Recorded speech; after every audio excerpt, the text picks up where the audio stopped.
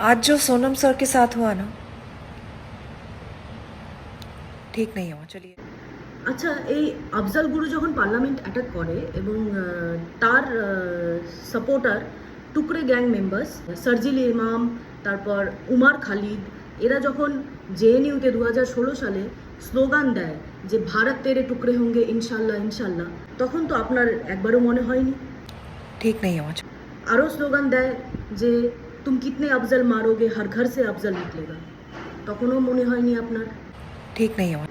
কাশ্মীর কি আজাদি, ভারত কি বরবাদি, এই ধরনের স্লোগানগুলো যখন দেওয়া হয়েছিল তখন তো আপনাদের গায়েই লাগেনি কিছু।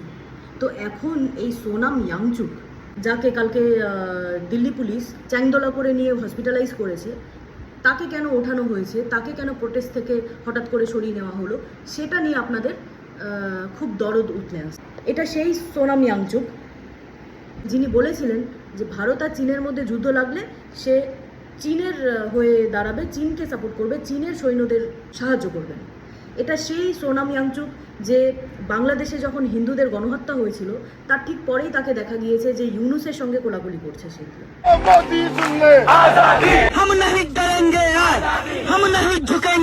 তো এদের জন্য আপনাদের এত দরদ উতলে আসছে, কিন্তু ভারতের এগেনস্টে যখন কেউ কথা বলে তখন তো আপনাদের কোনো খোঁজ পাওয়া যায় না।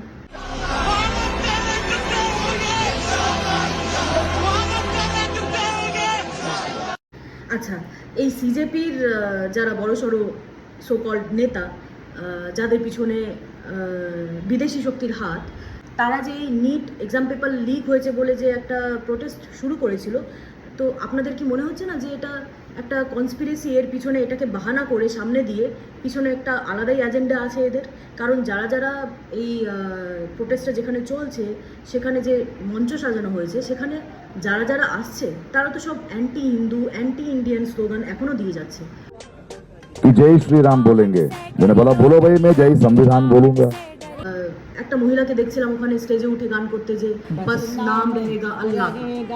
ও আল্লাহর সাথে নিট পেপারের কি কানেকশন আমি তো বুঝলাম না ভাই।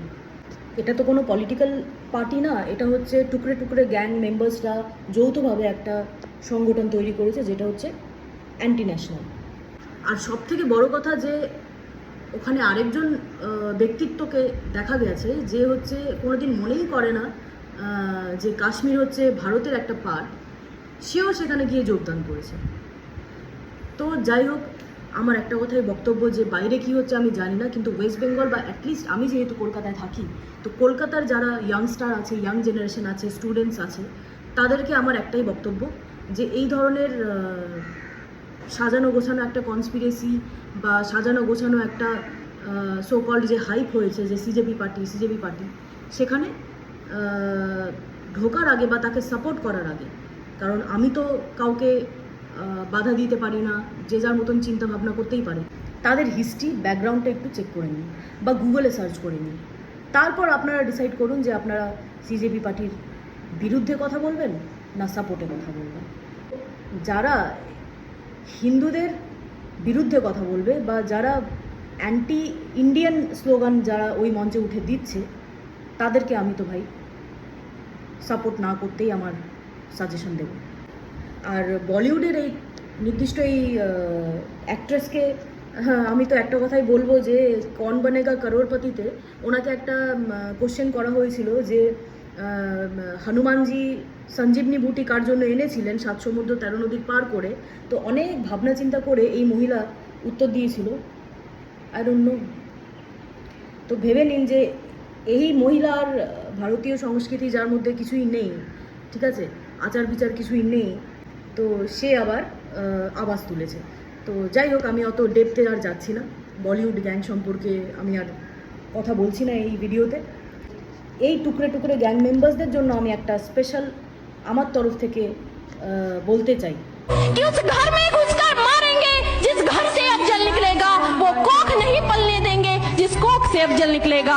उठो देश के वीर जवानों, तुम सिंह बनकर दहाड़ दो और एक तिरंगा झंडा उस कन्हैया के सीने में गाड़ दो।